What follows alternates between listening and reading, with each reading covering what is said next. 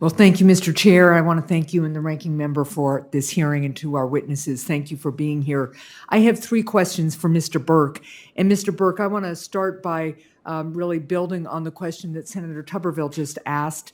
I recently introduced a bill with Senator Cornyn that would create a pilot program to provide cybersecurity training for veterans with a focus on employing veterans in the federal government. I believe we can train more veterans for technology careers, especially with the success of the VA's existing vet tech program, which allows veterans to gain computer experience. Mr. Burke, could you please speak to why vet tech is popular with veterans and the potential for other programs that train veterans for technology careers?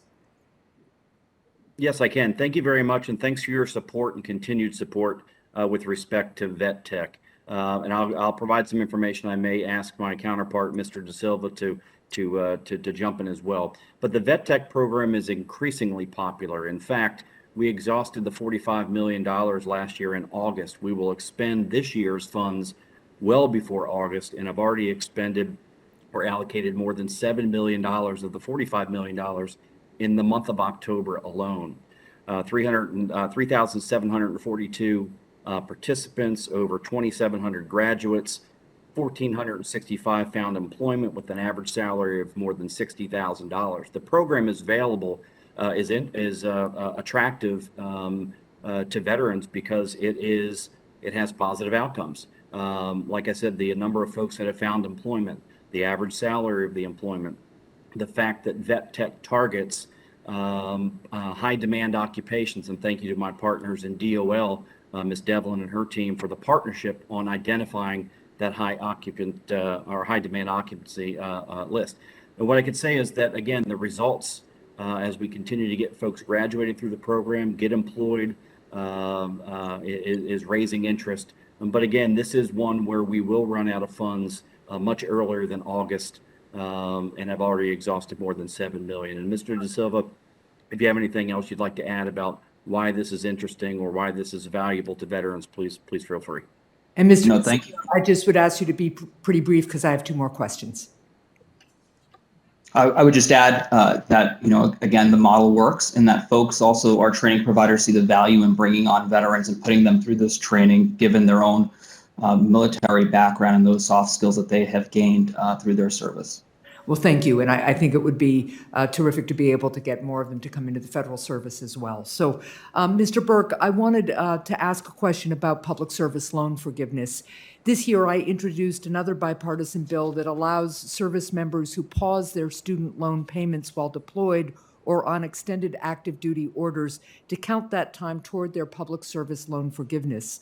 Earlier this month, the Biden administration announced that it would implement this change through executive authority and apply it retroactively so that veterans could benefit even if they've already finished their military service.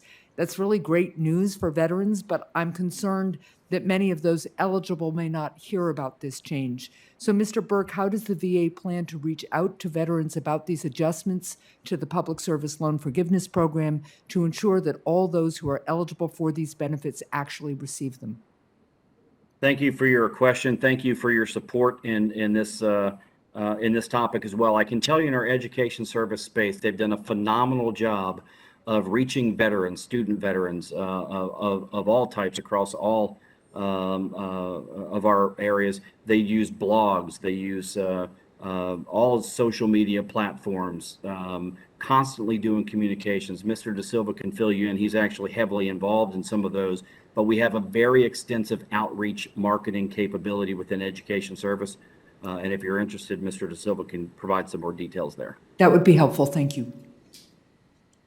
Certainly, we partner also with other agencies. Thank you for the question. We partner with other agencies to make sure that those pieces are known to our student veterans. So we often do that with the Department of Education and others. And as Mr. Burke articulated, it's done normally through email, social media. We partner on videos.